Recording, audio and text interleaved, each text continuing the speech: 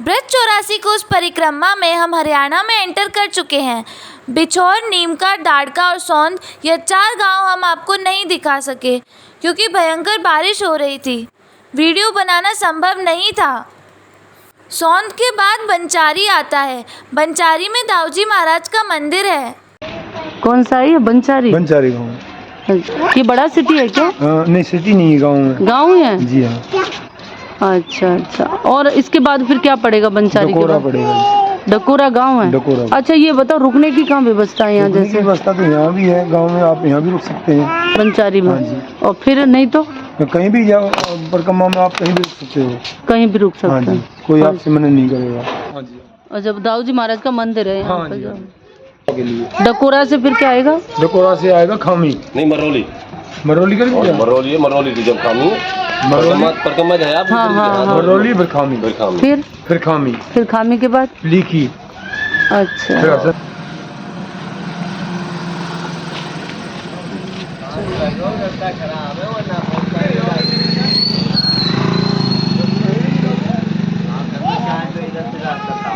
अच्छा, इधर से रास्ता साफ है। हाँ।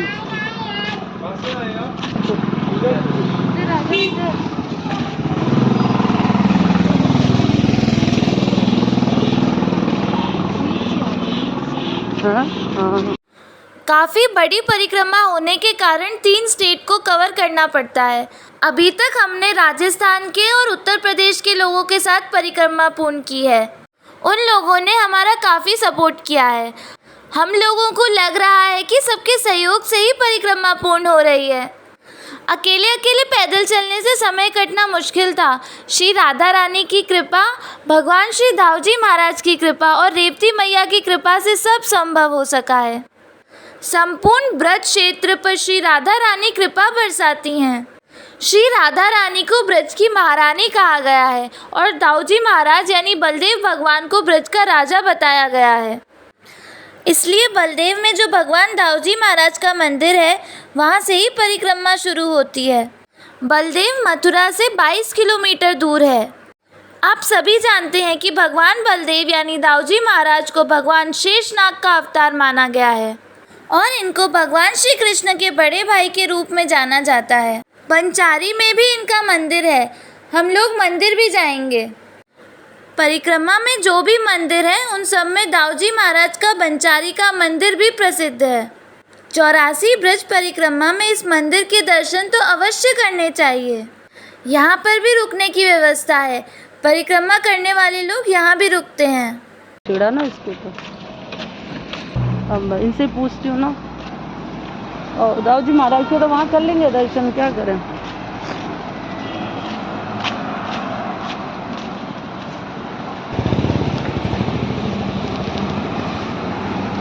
राधे राधे। मैं कह रही 84 किधर है अब? 84 परिक्रमा।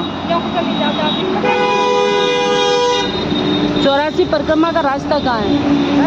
हाँ है? हाँ हाँ, यूँ जाना है और यूँ निकलना है, फिर आगे जाके रोड जाना है पूरा। अच्छा, ये रास्ता यही है पक्का? अच्छा, हाईवे लग रहा है यहाँ से।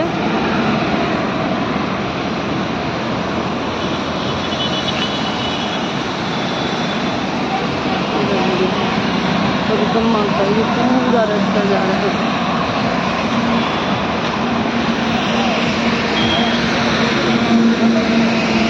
चौरासी इधर ही है। हाँ, राधे राधे। 84 परिक्रमा इधर ही जाएगी।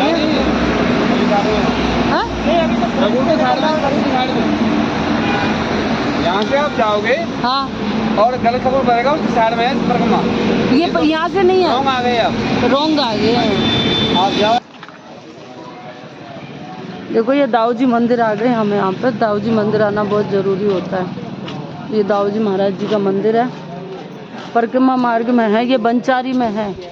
बंचारी तक आए। बलदाऊ महाराज दाऊजी है। हाँ, दे वो लिख रहा है ना, बलदाऊ। अच्छा, ये बेचारे हर वक्त सेवा दे रहे हैं यहाँ से ना। अच्छा अच्छा अच्छा।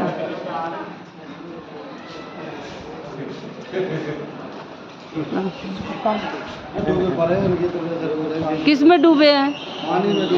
कौन? आप लोग? ऐसा क्यों हुआ? आपसे बारिश तेज हो गई है? बारिश की वजह से तो बहुत नुकसान हुआ फिर तो आप लोगों का। भारी नुकसान है। अच्छा, पहले कभी नहीं होती थी इतनी बारिश, पहली बार हुई है? हाँ, पहले इतनी कभी ना हुई। 40 साल पहले हुई। 40 साल पहले हुई है ये। 20-25 साल से तो बढ़िया एक वक्त कर रहा हूँ। अभी बोया क्या है आपने? चावल? कपास नरमा अरे राम। कपास वो है जी, वो थोड़ी सी ज़्यादा बारिश हो जाए तो उसमें ही खराब हो जाता है। अभी हम आ रहे देख रहे डूबा हुआ है पूरा। काफ़ी बारिश है, काफ़ी नुकसान है हमारे यहाँ पे।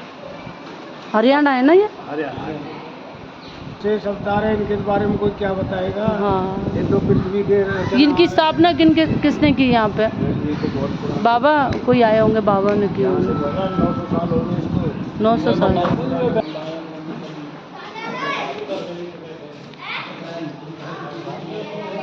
राधे राधे।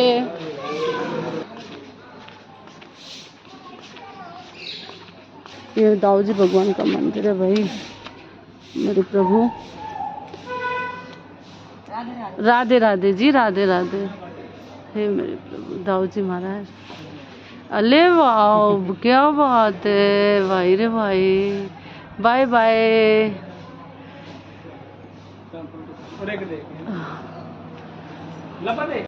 यह भगवान दाऊ जी महाराज का मंदिर है।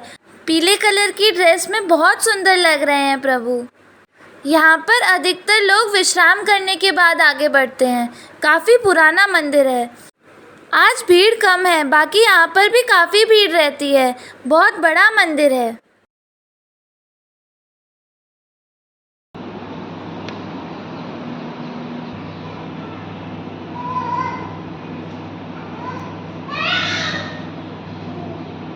वैसे सच में यहाँ ठहरने की व्यवस्था है नहीं। अब आगे कोई मंदिर मिलेगा तो उसमें रुक सकते हैं, लेकिन हम लोग नहीं रुकते हैं। कोई धर्मशाला हो तो ठीक है, उसमें रूम की व्यवस्था होती है। देखते हैं क्या होता है। यहाँ तो दूर दूर तक धर्मशाला होटल नहीं है। राधे राधे। राधे राधे जी, राधे राधे। परिक्रमा मार्ग में आगे सभी गांव ही मिलेंगे। वैसे सभी गांव वाले भी अच्छे हैं, रुकने की व्यवस्था करते हैं। हमको कोई परेशानी नहीं होने देते हैं। जब आप लौंद के महीने में परिक्रमा करेंगे उस समय काफ़ी भीड़ होगी। उस समय रुकने की व्यवस्था होती है, जगह जगह व्यवस्था होती है। अभी जो हमको खाली रोड दिख रहे हैं वहाँ पर भी लोग खाने पीने सोने की व्यवस्था कर देते हैं। वैसे परिक्रमा उसी समय देनी चाहिए। लोगों की भीड़ के साथ चलते हैं तो जल्दी रास्ता पार हो जाता है। अभी कार्तिक मास चल रहा है। इस समय गोवर्धन की परिक्रमा का बड़ा महत्व है। इन दिनों काफ़ी भीड़ रहती है। वैसे तो गोवर्धन परिक्रमा दिन रात चलती है, लेकिन कार्तिक माह में इसका महत्व अधिक बढ़ जाता है। सभी साधु संत सुबह शाम दोनों टाइम परिक्रमा करते हैं। उनको कितना पुण्य मिलता होगा। हम तो उनके आगे कुछ भी नहीं हैं। एक बार हम लोग परिक्रमा कर रहे थे, मम्मी से चला नहीं जा रहा था। मम्मी बहुत धीरे धीरे चल रही थी। उस समय उनसे बात हुई थी, तब उन्होंने बताया था कि हम तो सुबह शाम परिक्रमा करते हैं। हमको बहुत आश्चर्य हुआ कि हम लोग तो एक परिक्रमा भी नहीं दे पा रहे हैं। ये महात्मा जी दोनों समय परिक्रमा दे रहे हैं। गोवर्धन की परिक्रमा तो नंगे पैर यानी बिना चप्पल के ही देनी चाहिए। जब तक आपके पैरों से ब्रज रज नहीं लगे तब तक परिक्रमा का पूर्ण फल नहीं प्राप्त होगा। गोवर्धन परिक्रमा 21 किलोमीटर की है। बड़ी परिक्रमा जो दान घाटी से शुरू होती है। सबसे पहले दान घाटी मंदिर में भगवान गोवर्धन महाराज को दूध चढ़ाते हैं, पूजा करते हैं। उसके बाद संकल्प लेकर परिक्रमा शुरू करते हैं। जय श्री राधे। परिक्रमा मार्ग यही है ना? हाँ जी, परिक्रमा मार्ग यही है। इस नाम से चैनल आंटी। संत ज्ञान से है बेटा। अच्छा जी, संत ज्ञान से। बड़ी परिक्रमा 12 किलोमीटर की है। दूसरी जो राधा रानी की परिक्रमा बोली जाती है, उसी में राधा कुंड के दर्शन भी होते हैं। श्री राधा रानी की परिक्रमा 9 किलोमीटर की है। इस प्रकार 21 किलोमीटर की परिक्रमा है। कार्तिक माह में बाहर से लोग आते हैं और अपनी सामर्थ्य अनुसार पूजा परिक्रमा करते हैं। बहुत महत्व है गोवर्धन परिक्रमा का। इस माह में कम से कम एक परिक्रमा तो करनी चाहिए। गोवर्धन परिक्रमा को भी लोग ई रिक्शा से करते हैं, पैदल नहीं चलते हैं। यह गलत है। ई रिक्शा से या ऑटो से गोवर्धन परिक्रमा नहीं करनी चाहिए। आप अगर 4 दिन में परिक्रमा कर सकते हैं तो 4 दिन में करो, लेकिन पैदल ही गोवर्धन परिक्रमा करनी चाहिए। वैसे लोग 2 दिन में भी गोवर्धन परिक्रमा करते हैं। एक दिन में 12 किलोमीटर चलते हैं। यह परिक्रमा भगवान कृष्ण की परिक्रमा है। दूसरे दिन 9 किलोमीटर चलते हैं। यह छोटी सी राधा रानी की परिक्रमा बोली जाती है। इस परिक्रमा में राधा कुंड भी है, जहाँ पर दीपदान और पूजन करना चाहिए। आज भी राधा कुंड पर बहुत लोगों को राधा रानी के दर्शन होते हैं। यह पवित्र कुंड है। श्री राधा रानी की पूजा यहाँ पहुँचकर अवश्य करनी चाहिए। अभी हम लीकी गांव के लिए जा रहे हैं, ठीक है। ये बहुत ही अच्छा रास्ता है, बहुत प्यारा रास्ता है। आप देखिए, बहुत सुंदर रास्ता है। देखो, हरा भरा रास्ता है, गाड़ियाँ चलती हैं। और भाई रे भाई, हरियाणा के लोग तो वास्तव में गजब है भाई। ये हरियाणा है भाई, हरियाणा आ चुका है। ये सब हरियाणा में ही आता है। ये सब लीकी गांव के लिए जा रहे हैं, रास्ता हरियाणा।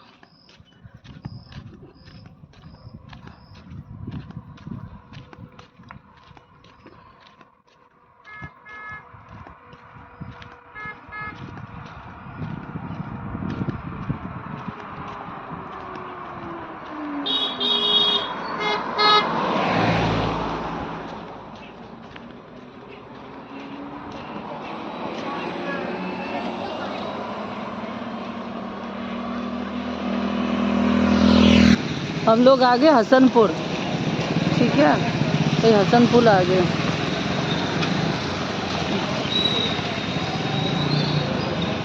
यहाँ पूछते हैं जूस वाले भैया को, भैया ये हसनपुर में रुकने के लिए कुछ है क्या? हाँ, आप चाहो तो मंडी में हाँ मंदिर है, वहाँ रुक सकते हैं। मंदिर में क्या है? मतलब ऐसे नहीं, ऐसे रूम चाहिए रुकने को। रूम चाहिए जिसमें कूलर पंखे ना, कूलर पंखा मिलेंगे उसमें, रूम नहीं मिलेगा। नहीं। एक बात कर लो, आजा बेटा। क्या नाम है? नाम क्या है? विशाल। अच्छा, जटोली गांव है ये? जटोली गांव। अब यहाँ से जाएंगे तो क्या आएगा आगे? जैसे ये परिक्रमा मार्ग है ना, अब यहाँ से आगे क्या है? यहाँ से आगे कई गांव पार करने पड़ेंगे, जब आपको जमुना पुल पे जाना पड़ेगा। अच्छा, मतलब टारगेट जमुना पुल है यहाँ से? हाँ जी। अच्छा अच्छा, ठीक है बेटा। राधे राधे। राधे राधे।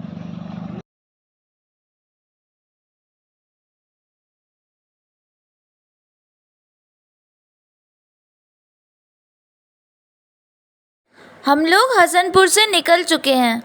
रात को हसनपुर में रुके थे। बारिश बहुत तेज़ थी, इसीलिए आप लोगों को अक्टूबर नवंबर में ही परिक्रमा करनी चाहिए। बारिश के समय परिक्रमा में बहुत समस्या आती है। हम लोग हसनपुर में रुकने के लिए धर्मशाला तलाश रहे थे। सभी लोगों से पूछा, लेकिन रुकने की कोई व्यवस्था नहीं थी। तब एक मंदिर में जाकर शरण ली। मंदिर में बैठ गए। पुजारी महाराज ने बिछाने के लिए कुछ दे दिया, तो हम लोग वहीं बैठ गए। थोड़ी देर में हमने देखा कि बहुत सारे बड़े बड़े चींटे हमारे ऊपर चढ़ रहे थे, क्योंकि बारिश का सीज़न है। बारिश में चींटे निकलते हैं, कर भी क्या सकते थे। फिर क्या था, सोच लिया कि रात्रि जागरण करेंगे। इतने चींटों के बीच कौन सो सकता है। हम लोग बहुत परेशान हो रहे थे। मम्मी को विश्वास था कि राधा रानी कुछ तो कृपा करेंगी, इस तरह तो नहीं रात्रि जागरण करने देंगी। थोड़ी देर बाद पुजारी जी ने भोजन भी करा दिया, लेकिन सोने की कोई व्यवस्था नहीं हो पा रही थी। तभी शयन आरती के समय कुछ लोग आरती कराने आए थे। जैसा कि उनका हमेशा का शेड्यूल है, सभी ने शयन आरती कराई। उसके बाद एक अंकल जो हमारी समस्या को बहुत देर से महसूस कर रहे थे, हमारे पास आए और कहने लगे कि अगर आप लोग यहाँ पर नहीं सो पा रहे हैं तो मेरे घर चलो, वहाँ आराम से सो लेना। यहाँ पर इतने चींटों के बीच आप लोग नहीं सो पाओगे। मैं बहुत देर से आपको देख रहा हूँ, आपकी परेशानी देखकर मैंने बोला है। मम्मी ने इधर उधर पूछकर निर्णय लिया कि हम चलते हैं। इस प्रकार उन अग्रवाल अंकल के यहाँ हम रुके और सुबह 84 की आगे की परिक्रमा शुरू की। हमारे ऊपर इस प्रकार कृपा की श्री राधा रानी ने। परिक्रमा मार्ग में राधा रानी कोई कष्ट नहीं होने देती हैं। जय श्री राधे। ब्रज 84 की मानसिक परिक्रमा करने के लिए हमारे साथ बने रहिए और हमारे चैनल को सब्सक्राइब कीजिए और वीडियो को लाइक, कमेंट, शेयर करना मत भूलना।